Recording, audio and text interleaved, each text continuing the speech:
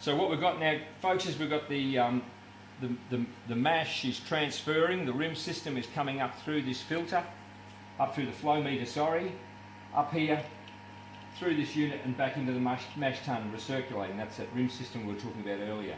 This is a sample port. I can turn this tap on at any time and I can take a sample.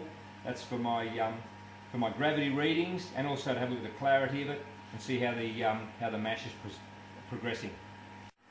So as you can see, the actual mash temperature is 57.7, 57.8, and our set temperature is 64.3, and we're looking for a ramp rate of 1 degree per minute. We don't want to go any higher than that because we risk scorching the grains in the mash tun. So we've just finished our sparging. This is just the top, coming down towards the top of the grain bed, and we're transferring it across now into the kettle, ready for the boil stage in our hop additions.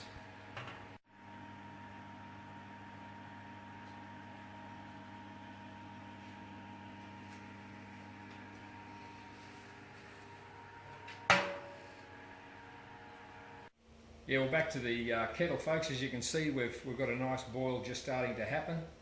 We've added the hops, and yeah, so we'll take it from there.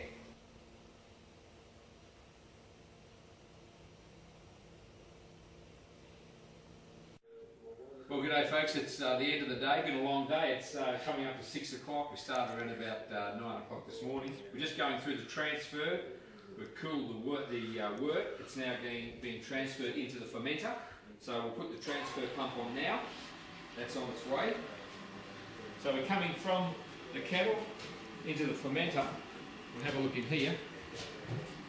So this is our wort here, and it won't become beer, of course, until Saccharomyces cerevisiae, the little yeast, gets in here and has a good old party. The only problem is that we're not invited to it. We've got to keep out good on it. So these are all open. It's flowing through. Well, I hope it is. It's either flowing into there or onto my boot. So what you can see in there now is the wort travelling into the fermenter through the bottom of the conical, and we're aiming for a pitch temperature of around about 24 degrees. And we've got monk ale yeast, White Labs WLP 500, and all should be good. Well, there we go, folks. It's time to put this little baby to bed, lock him up for the night, and let the yeast do its work. Well, that's it, partners. I'm going to head up to the farmhouse, and I'll catch you all next time in Colorado, biggest brewery area in the States, and I'll talk to you next time. Oh, there's a door here. Cheers! Fantastic finishes on these fermenters here, folks. These are the 200 litre fermenters. Get a pretty good image to be able to work by there.